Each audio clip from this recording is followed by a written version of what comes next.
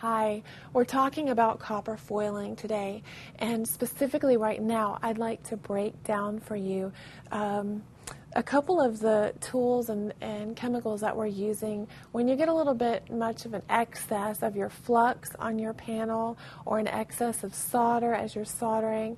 If you've done any soldering before, you know this can get quite messy and it can get in the way, and you really need to remove that, or it could just look too bulky, and you don't want that. You want to have a nice uniform solder line on your project.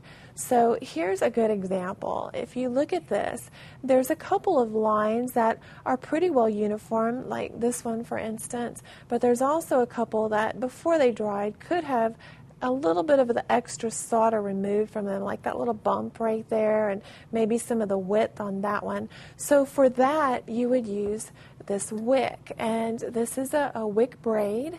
You would place this upon the solder and put your iron on top of that and heat it up, and it would soak that up into the braid, and you'd be able to remove the excess solder.